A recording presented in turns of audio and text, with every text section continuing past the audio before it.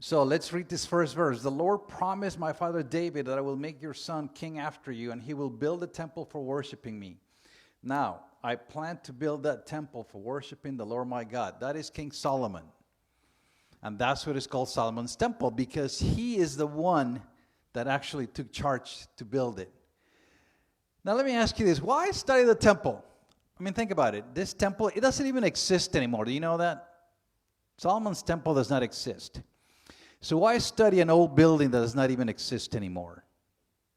Why bother, right? Well, you know what? Actually, if you study the temple and all the symbolism that's in it, it should deepen your faith, for one. For two, if you become knowledgeable in the things of the Bible, nobody can come to you and lie to you, all right? And just, that's our YouTube channel. And, oh, yes, I have my little pointer here. Thank you, PA. These videos about the tabernacle, this is a 35-second channel, video advertising these. And do you know how many views it got? 19,000. The first series in that video got 3.5 thousand views. Now they start going down, but the point being is that there is so much symbolism, and this is just faith building in just the tabernacle alone. Okay? So the point being is that as we learn about the temple and all the symbolism that God put in it, your faith should grow. Amen? So, another thing that I always say, ignorance leads to cults. As you guys know, I got saved at 17, and it didn't take very long once I joined the Christian church for me to realize that most Christians are ignorant about the Bible. I am sorry. Of course, that is not you, right? Because you're all here reading the Bible. Good.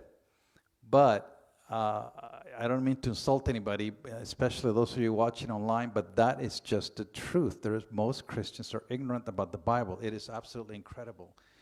And Hosea 4:6 says, my people are destroyed for lack of knowledge. And that is exactly what happens. I've already said before, many Christians, the cults come, hey, listen, let me tell you this. Did you know blah, blah, blah? Really, I didn't know that. And so then they fall. All right? Now, whose idea was it to build a temple? Let's start with that. It was David's idea. Then David said to Nathan the prophet, look, I am living in a palace made of cedar wood, but the ark of God is in a tent. I love that. Can you sense David's heart here? This is why David is called the man after what? God's own heart. Okay? Because David loved God, and he goes, wait a minute, I am here living in opulence, right? I am rich. There's wood and gold, and the ark of God is in a tent. So he did not feel right about that, and he said, you know what, I'm going to build a temple to our God. Except that God said, you know what, sorry, dude, you're not going to be the one building it for me. It's going to be your son. Okay, so it was David's idea, but it was actually Solomon that built it, his son, after him. All right. Okay.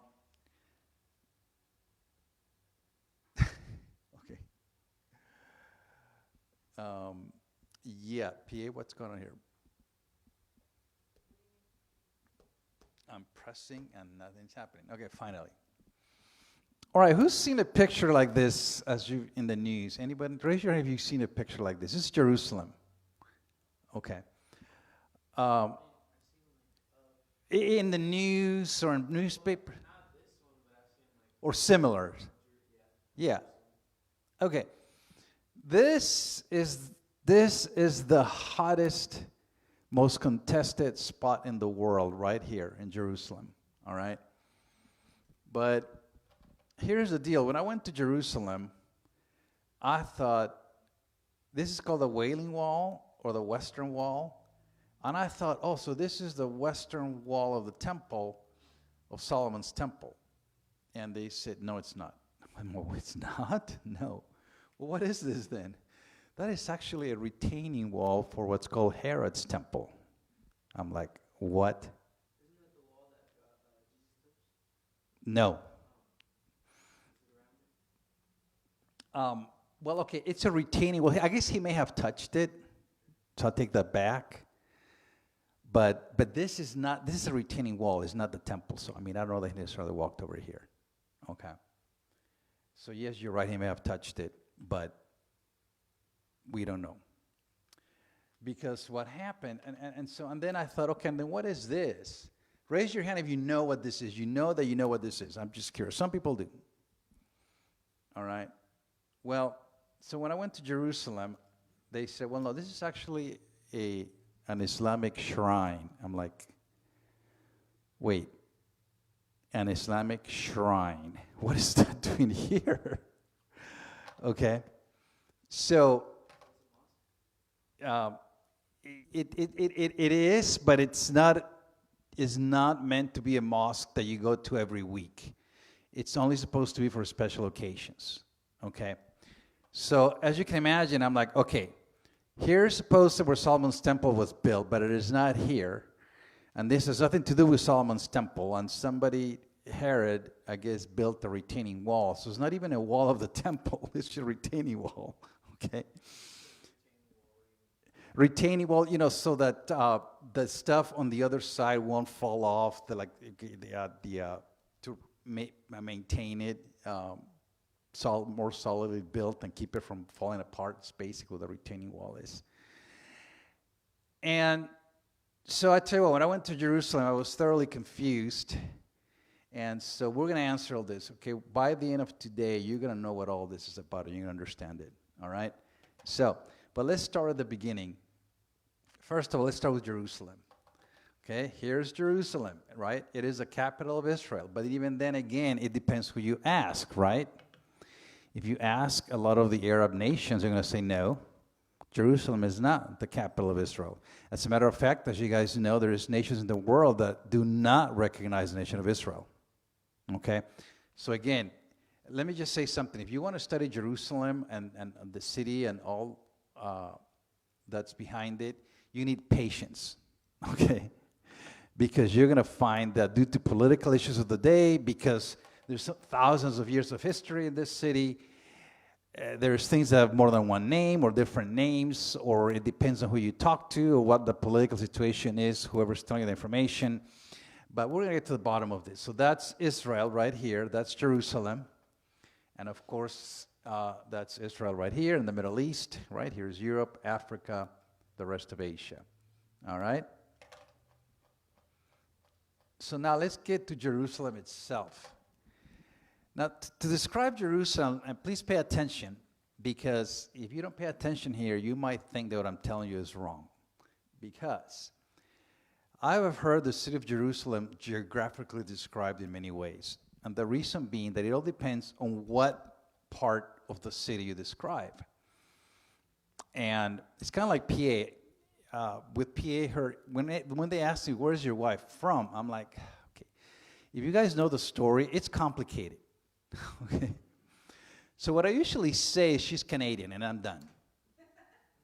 And I don't say anymore. And if you know the story, that's true, but it's only a little bit of the story. The story basically is that, yeah, she was born in Canada, but she was only there 8 months. Her birth certificate is Canadian. She has full right of a Canadian citizen. She has a Canadian passport. She could move to Canada right now and get a job. And it's like, yeah, what? Okay, because she is a Canadian citizen with full rights. However, she was only there 8 months.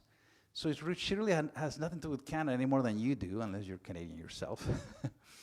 And she's actually half American and half English. So her story gets convoluted, okay? So it all depends on what part of PA you want to describe. But then you could say she's Canadian, and it's true. You could say she's American. That's also true. You could say she's half English, and that is true. So, well, which is it? Well, all of them. So that's how it is with Jerusalem.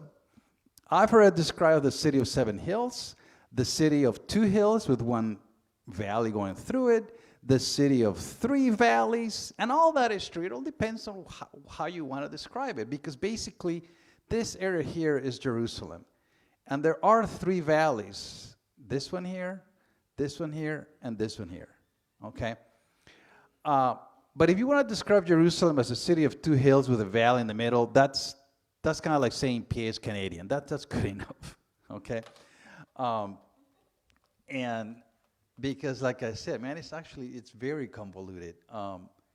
And so see, here is then Jerusalem. All of this is Jerusalem. Now, this is a hill. These red lines are valleys, okay? And these two are hills. Now, the problem is that these hills have like little protrusions and have some little hills coming out of it. So then these hills have little hills on top of it. I mean, I tell you, and so that's why you may hear the city of Jerusalem described as the city of seven hills. All right? And to be honest with you, we're going to be talking about another hill that's right here where the Solomon's temple was. And we'll get on, you'll know what the Dome of the Rock is here in a minute. But this is called Mount Moriah here, where the temple actually was, okay? And that's not pictured on here, so like, I don't understand that. But, so you might hear again, and some say Jerusalem, the city on a hill. Well, wait a minute, I thought there was at least 2 hills. Well, there's actually 7. But if they're referring to one hill, then they're referring to this one here, where actually Temple Mount is, the Temple of Solomon was, all right?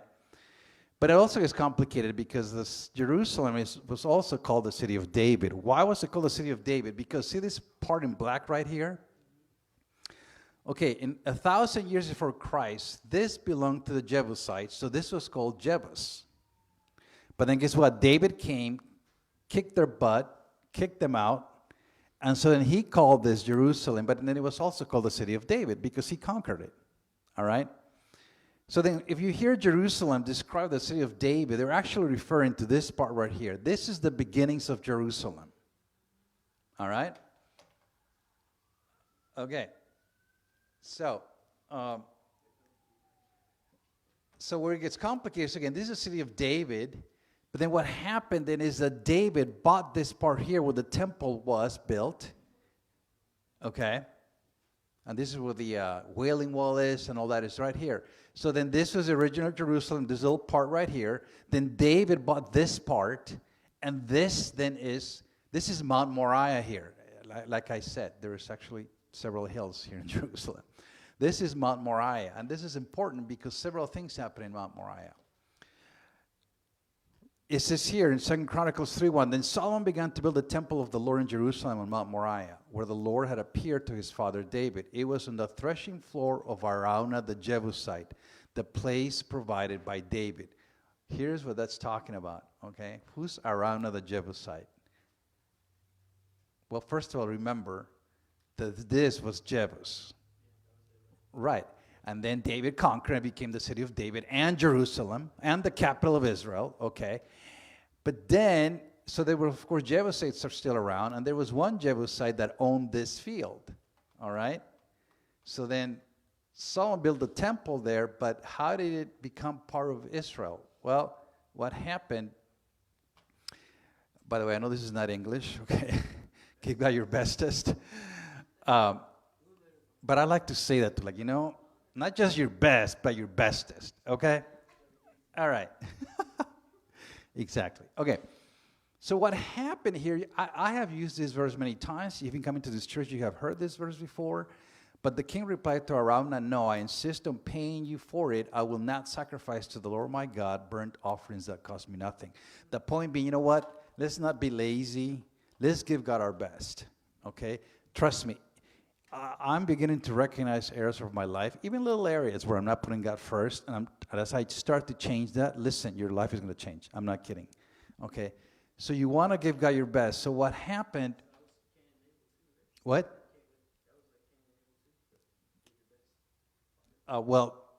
Cain, not Abel. Right. Yes. Oh, yes. Okay, the analogy of both, yes, that holds. Exactly. Yes, very good. Yeah, you're correct. All right.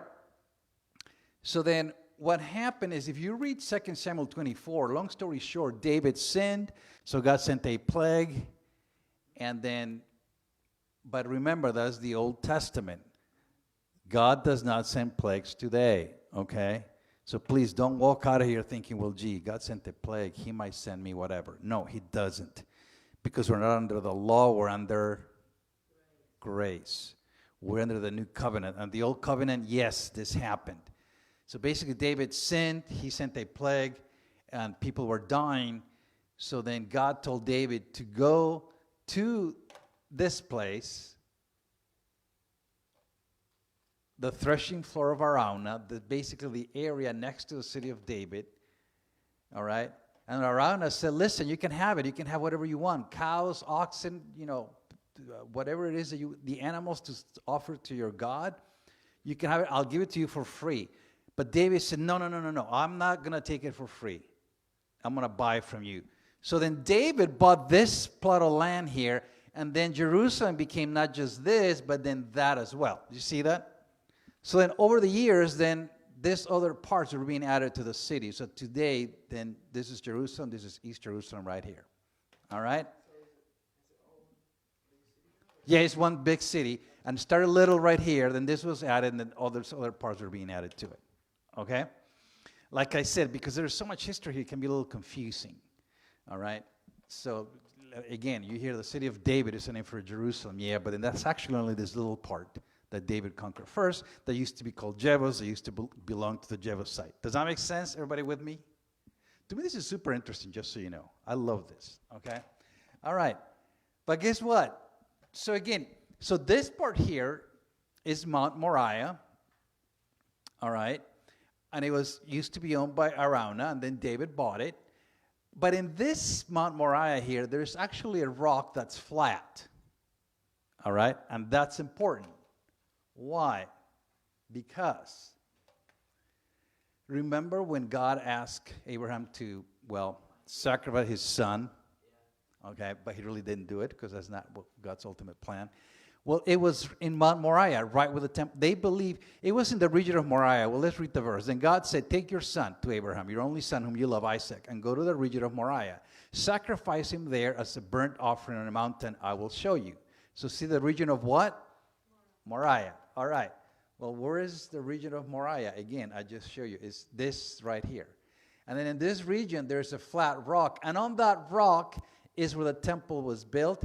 And it is on this rock that is also believed by the Jews where Abraham went to almost sacrifice Isaac. Okay? Everybody with me? So this spot here then, where the Temple of Solomon was, is very important. Can you see all the richness and all the history and all the happenings there? All right? Yes. But guess what? That's not the end of it. Because this thing here that you see in today's picture of Jerusalem is called the Dome of the Rock. And it is an Islamic shrine. It is a mosque, but it is not meant to be used daily. It used to be used only for special occasions. All right? So again, why is the Islamic shrine here? Where Solomon's temple was. Isn't that crazy? Well, listen, there's nothing new under the sun. Raise your hand if you have siblings and you ever fought with them. Seriously, raise your hand. You know that? Zechariah? Yeah, right. Okay. All right. Do you want to tell you why this shrine is here? Because it's sibling rivalry. All right? This reminds me of, most of us, okay, for those of us that are 40 or over, remember when you wanted to watch a channel, but your brother wanted to watch something else, and so you told your parent, and then, and sometimes you wanted the TV off if you couldn't get your way. Now, I know today that doesn't happen because what do? You get your phone, you go to another room, and you watch whatever you want, right? Well, guess what? In those days, we didn't have the internet. We didn't have cell phones. So in those days, we fought for what channel was going to watch who, all right? And that's what this is here, as far as I'm concerned, because remember, the Arabs come from Ishmael, and the Jews come from Isaac. Right? They're brothers, and they're fighting. They have been fighting since the beginning, and they continue to fight. So if you ask me, it's just sibling rivalry. The descendants of Ishmael say, you know what? We're going to make a shrine right here where my brother's temple was. So there. Okay, that's my summary of history. All right, so that's this thing here. And this is really interesting because according to Islamic belief, this is the spot where Muhammad was raised to heaven to be with God. Okay? And so that's why they built this here. All right? Again, to me, it's all political and sibling rivalry, but so then Mount Moriah, then this is called the Dome of the Rock, is Islamic shrine. All right. So that's all about this spot. Now, it can also be confusing because you hear about the Ark of the Covenant, then you hear about the tabernacle, then you hear about Solomon's temple, then you hear about Herod's temple, then there's Zerubbabel's temple. Well, what's the deal? All these temples, all this stuff. All right? And then to make it worse, all right, they're also called the first temple, the second temple, and they're talking about a third temple. By the way, when you talk about the third temple, you're actually talking about the end times. All right? So what's this all about? Well, yes, sir.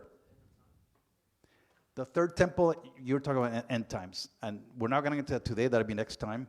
But, well, and you can see why, right? Because in this spot right here, literally the most contested spot in all the world, right? The Jews want to build a third temple here. Well, guess what? Because that's where Solomon's temple was. That's the original spot. Well, guess what? There's an Islamic shrine here.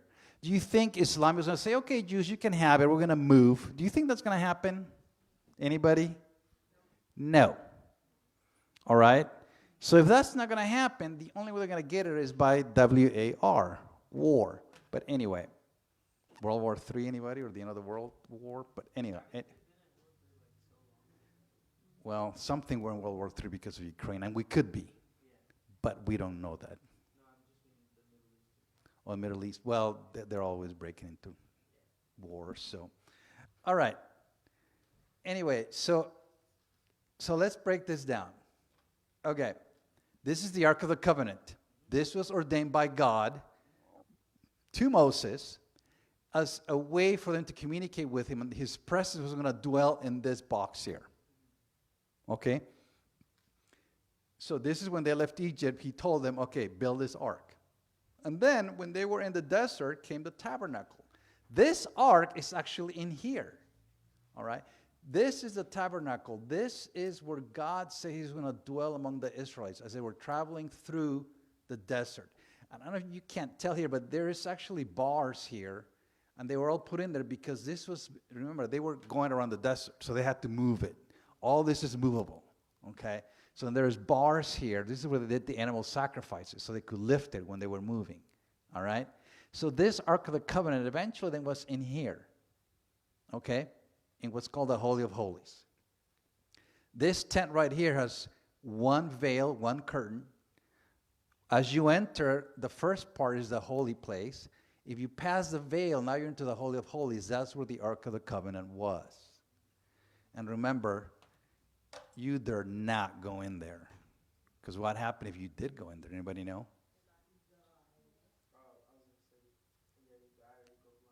You died. Because that was the literally very presence of God, and you could not just go in the presence of God. Today we can. Yes. But in those days you couldn't. And the priest went there only once a year, in the Day of Atonement, to sprinkle the blood on this here, which is called the mercy seat. All right? And when he did that, that atoned for the sins of Israel. But remember, this blood here only covered their sin. The blood of animals did not remove the sin of Israel. That is important for you to understand. Only the blood of Jesus removes our sins. Okay? All right. So then this is a tabernacle. This here is a laver for the priest to be ceremonially clean. They wash their hands, their feet. This is where they did the animal sacrifices. And again, this place was divided into two by a veil, and the Ark of the Covenant was in there. All right. So this is while they were wandering the desert. Now remember, once they got to the promised land, David said, I want to build a temple to my God. How is it that I'm here in this, opulent palace with gold and wood and all the expensive stuff, and God's presence, that what represents his presence, is just in the tent? But God said, no, you're not going to do it. Your son's going to do it. And because Solomon is the one that built and was in charge of it, this is what's called then Solomon's temple. And Solomon's temple, all it is, see how this is mobile? Now this is going to be permanent. All right, we're going to see a cut of this here in a minute. Now, but guess what? This temple was standing for 400 years, and it was destroyed by enemies of Israel. So this was called King Solomon's temple, or the first temple. So then they built another temple. Zerubbabel was in charge of this, and that's what's called Zerubbabel's temple. All right? Or temple number 2. So get it? King Solomon's temple, temple number 1, Zerubbabel's temple, and temple number 2. This is the temple that Jesus would have seen. Now, Herod's temple, is this a third temple? No. What happened is, if you read the Bible, this was very majestic. It was beautiful. It was, if you saw it, you'd be in awe. This temple was kind of mediocre. And the Israelites cried when they saw this because it was not as majestic as this one had been. So what Herod did is he renovated it. He made it bigger. He expanded it, added the retaining wall. You see that? Okay. So then that's why it's called Herod's temple, but it's really the same thing. So this is not a third temple. So again, this is the temple where Jesus would have walked. So Bobby, yes, when you said, did Jesus touch that wall? He could have. We don't know. So that wall is still standing. But what happened to this temple? It was destroyed by the Romans in 70 AD. So 70 years after Jesus died, the Romans destroyed it. All right? Okay, so let's, Pierre, we need to remove the, where did it go? Excuse me. Can you come on, Pierre, bring this for me? Bring, because it kind of went away. So what we're going to see then is we're going to see a cutout into the, PA, this, I can't bring this up. My presentation. Do the next one. Okay, yeah, actually, yeah, go ahead and do the next one. We can just, we're almost done. Okay, so again, the next one. Yeah, next one, please. The Ark of the Covenant, remember, this was God ordained, and this is important. Abraham, in those days, remember, people worshiped idols. Abraham said, no, I'm not going to worship idols. I'm going to worship the true God. This is very important. So then the Jews, like the Christians, don't have any statues. All right? This was ordained by God. This was not even their idea. God says, no, do this for me. Go ahead, next. Next. So Abraham rejected idol worship. That's very important. Next. And okay, this is a tabernacle. So this is basically the dwelling place of God. Actually, go to the next one. I like the next picture. When the tabernacle was completed, this cloud, God came down in a cloud, and they knew that his presence was there. Can you imagine living in those times? And you see the cloud, and you know that God is right there. Wouldn't that have been awesome? All right. Next. Next. Please. Now, this is one author's rendering of Solomon's temple. We don't know exactly what it looked like, but in the Bible there's a lot of details, so you can actually do this, and this is probably fairly close to what it actually looked like. But all Solomon's temple is a tabernacle, but not permanent. Next one, please.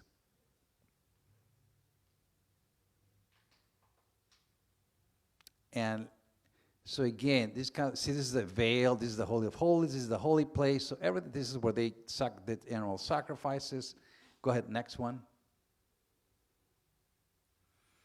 Okay, and remember we talked in the tabernacle that the Ark of the Covenant was in the Holy of Holies. That's right here. Okay? This is the veil, and only the priest went in here once a day. If you dare go in here, you were struck dead, period. Yes? Cherubim. Those are statues of angels.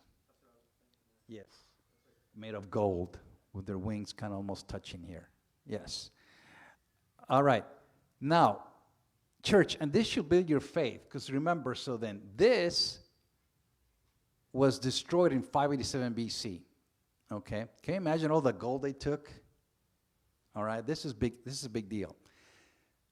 But you remember, go ahead with see this veil. Remember that nobody could go in here into the very presence of God. Nobody could go in here. Only the priest once a year. Go ahead to the next slide, please. Once a year, in the Day of Atonement, which is today the Jews still celebrate, which is called Yom Kippur. October. It changes, but this year's in October 11. Kind of like Easter changes, so is Yom Kippur. Okay, church, this is important. Okay, there's no more curtain needed, no more high priest. Guess what? We can go to the very presence of God. Amen? You don't need a priest, a pastor, a person, a saint, a virgin, whatever. You just go yourself. And this veil here refers to that. Okay, let's read it. It says, it was about now the 6th hour, and darkness fell over the whole land until the 9th hour. This is when Jesus was crucified and when he died, because the sun was obscured. And the veil of the temple was what? Torn in two. Go back, please. Go back. So when Jesus died, this was torn into two, meaning you all can go in now. Isn't that incredible? I mean, think about that. Church, that is powerful. Right. We can go straight to the presence of God and we're not going to die because of what Jesus did. Church, if that's not powerful, I don't know what is. All right. Next. Next. Yes.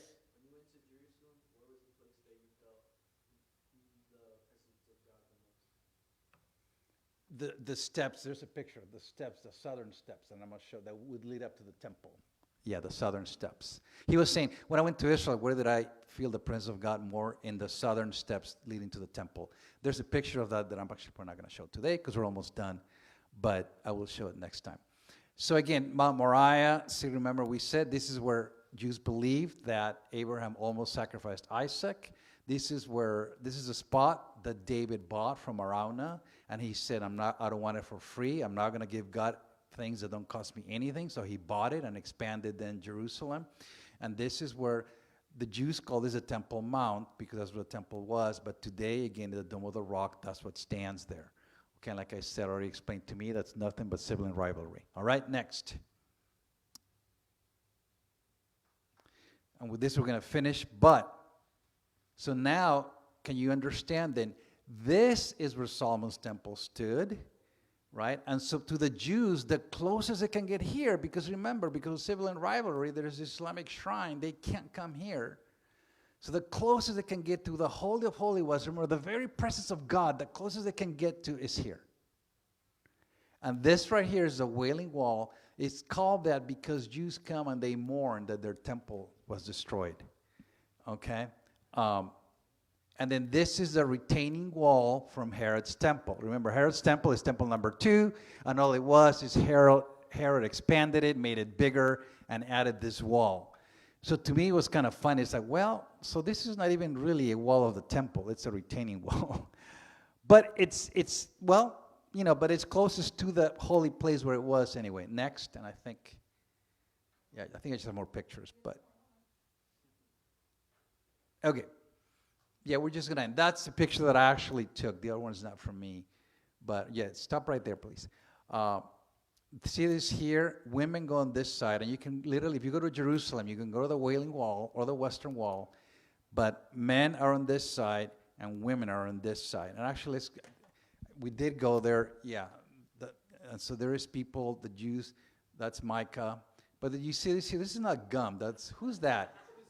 I don't know who that is. Some dude. Okay. Right. He's wailing, this guy's not. Okay. But see this here? People actually take prayers and they stick it in here. And so there's all over the wall where there's crevices. Go to the next one.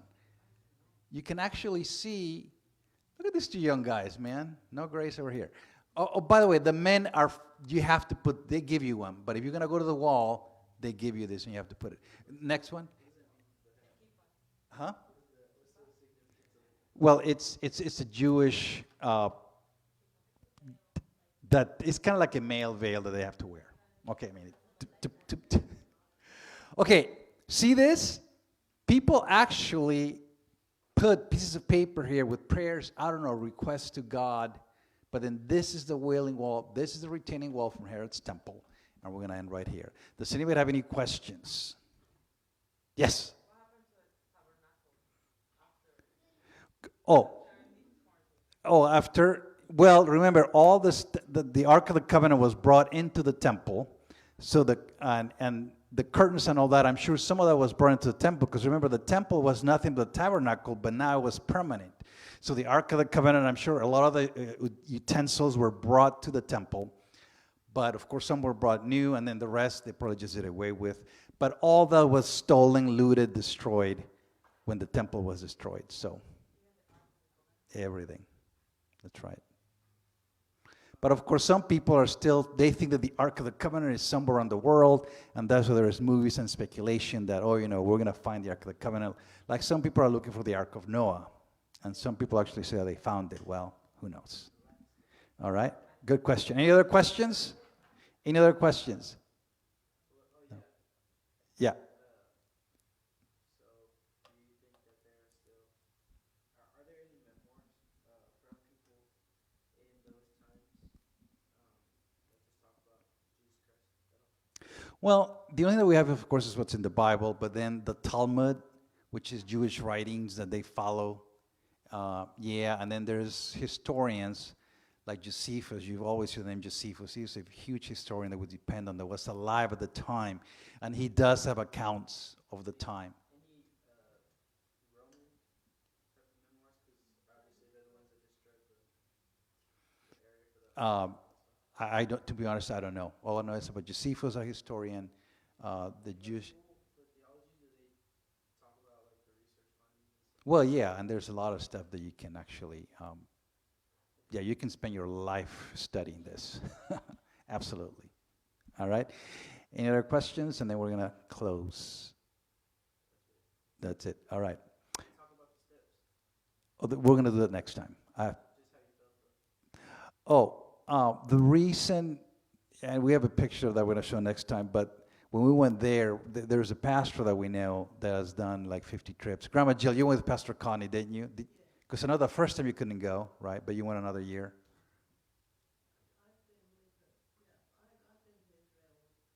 Yeah, okay.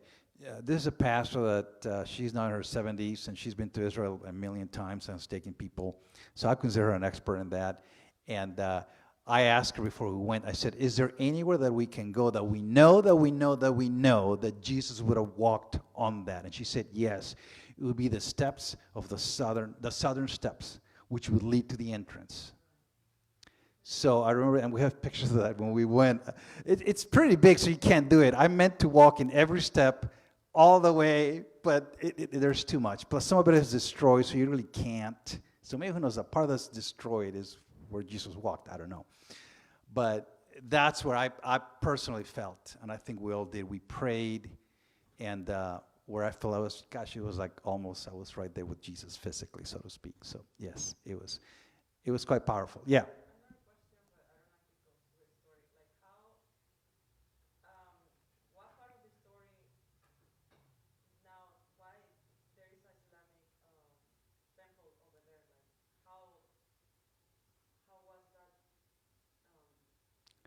How is that possible? No, it's just like, I know that there's a gap of history there. So it was from the Jews, then from the Romans, and now why it becomes to, it belongs to the Islamic community.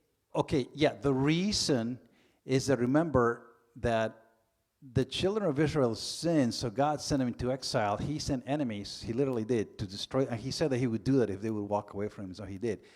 He would send other nations to come and destroy the temple, and then they would govern Jerusalem. So this area has been governed including by Muslims. So when they had control of it, they decided to build the Dome of the Rock in that spot, and that's how it happened. And that's why I say it's just sibling rivalry. Oh yeah, that's your holy spot? Well, guess what? Now it's mine because I control it. I'm going to build a shrine in here. Dead honest, that's how all I think it is. There's nothing more to it. All right? And so, of course, now it's very contested and all that. Yes? My question is more related to the association of the timeline. So after Jesus gets killed and then resurrected, how many more chapters are there before the Bible closes? Like, what's the timeline? What would you estimate that? Well, so the book of Revelation, remember, Revelation is the last book of the Bible, and it was written by John. So he died when he was 90. So then that would put it, Jesus died in 33 AD. So that would put it, I don't know, just a few decades after his death that the book of Revelation was written. And I have to tell you, though, I don't know that was the last book written, so I have to look into that. But going by the book of Revelation, it would not be. But even so, because, Paul Although Paul came, of course, he was not an original disciple, but all that happened right around that time, so it wouldn't have been very long. But I can look into that and get back to you. All right? Okay, well, let's stand and let's bow our heads in prayer, please. Let's bow our heads. Heavenly Father, we worship you, we praise you, we adore you. And Lord, I pray that this will have sparked our interest in reading the Old Testament and learning all the things that are written in there, because those are powerful foundations for our faith and what came later when Jesus came and then the old covenant was done away with and the new covenant came into place. Lord, I pray that our faith will be strengthened, and Lord, thank you that the veil was torn in two and now we have full access to you. We do not need anyone or anything. We thank and we praise you for that privilege that the Jews didn't have before Christ. Amen. Amen. Well, I hope you enjoyed today. We're going to do it again next week. And there is more to come and other pictures, so don't miss it.